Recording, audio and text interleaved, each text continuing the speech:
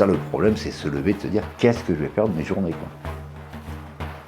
C'est l'ennui. Une journée où tu passes ton temps à regarder la télé, pas trop pour moi. Une journée où tu passes ton temps à allonger, je sais pas trop pour moi. J'ai besoin de bouger, j'ai toujours été quelqu'un d'actif. Donc tu fais ta promenade 1 heure, tu redescends pour l'après-midi une autre promenade, 2 heures, puis après tu essaies de trouver de l'occupation. Ça va être faire un repas ou donner un coup de main à droite à gauche parce que c'est comme ça, quoi.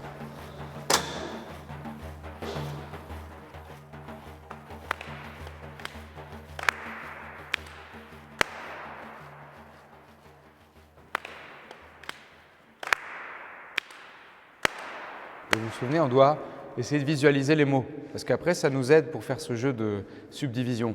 Ta, ta, di, tom, tom, nam, nam, nam, nam, tom, tom, di, ta, ta, ta, ta, ta, di, tom, tom, tom, nam, nam, nam, nam, nam, nam, tom, tom, tom, di, ta, ta, ta, ta, ta, ta, ta, ta, di, tom, tom, tom, tom, tom, nam, nam, nam, nam, nam, nam, nam, nam, nam, nam, nam, nam, tom, tom, tom, tom, tom, tom, tom, di, ta, ta, ta, ta, ta, ta, ta, ta, et ainsi de suite. 5. On va compter dans la tête. Il n'y a pas d'instrument, enfin, en tant que tel, pas d'objet. Tout ça, c'est des choses dont chacun dispose. C'est l'utilisation de sa voix, de son corps, et c'est des choses très simples. Vous entendez le rythme qui est là?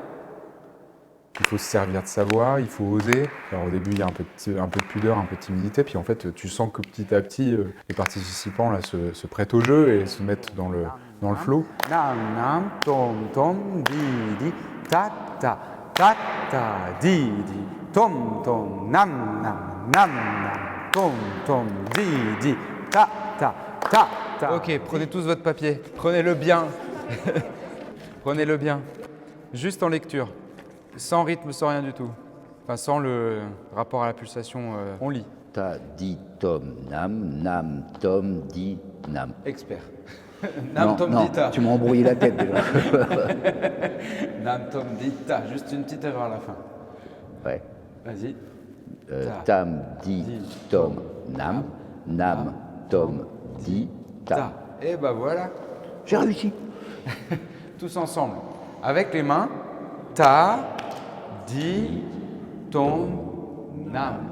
Et nam. Là, je me rends compte qu'il y a vraiment un travail de langage à faire, un travail d'élocution à faire lentement et rapidement.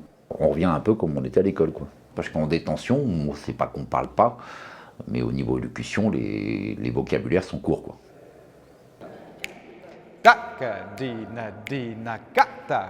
On a comme base, comme assise en fait, ce rapport à la pulsation, qui est ce battement obstiné qui nous guide et qui nous invite à travailler en ensemble, à être groupés.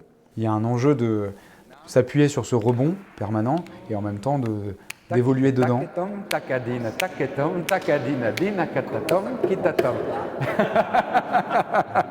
Et après, il y a des histoires de silence. Donc ça, on va le travailler. Donc là, on est mesure 7. Cette pièce, elle part d'un mouvement écrit par Jean-Sébastien Bach, donc clavier bien tempéré. Je sépare des voix, je les remets en vocalisation, donc ça permet aussi de parler d'un compositeur, d'une musique qui est savante, enfin d'un compositeur qui écrit d'une certaine manière. La filature, là, on sort des théâtres, etc. Et puis on va dans un centre de détention, un endroit où la musique ne va pas de manière évidente. Fabrice a ce matin présenté son instrument, demain je présenterai les miens. Et le violoncelle, c'est un instrument intermédiaire. Alors ce qui est bien, c'est que du coup, on peut faire de la basse, on peut faire comme ça l'accompagnement, mais on peut jouer de la mélodie. Et évidemment, nous avons donc pour ça un archet. Et avec l'archet, on part du grave et on va vers l'aigu. Donc on est vraiment un instrument intermédiaire entre le grave et l'aigu.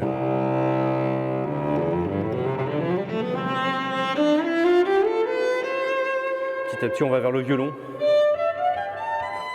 Bien sûr, on est dans un endroit où le temps s'arrête, quoi. On est à vraiment un autre endroit. Où d'un seul coup, ils sont posés et ils écoutent et ils partent en voyage, quoi. Voyage intérieur, immobile. Finalement, grâce à la musique qui nous transporte tellement, on est resté là, mais ils ont complètement échappé à une réalité, à un lieu, un espace. Et en plus de faire référence à des musiques ancestrales, on a parlé de Jean-Sébastien Bach, on a montré un violoncelle qui a 200 ans. Et ça nous renvoie dans des temporalités comme ça, très étonnantes. on peut complètement se laisser aller dans la musique et s'y perdre, même en la jouant. Et en fait, il y a une espèce d'errement. Et que ce soit un mouvement rapide ou un mouvement lent, ça peut créer exactement la même confusion. Quelque part, le temps se dilate. Ce qu'on a dans les musiques indiennes, la musique persane, c'est un rapport au temps, à l'espace-temps, où il y a ce cadre rythmique, cette pulsation constante, certes, et toujours cette histoire d'élasticité qu'on évoquait tout à l'heure, mais on repousse notre cadre spatio-temporel, et du coup de s'ouvrir, d'ouvrir l'espace dans lequel on évolue, quoi.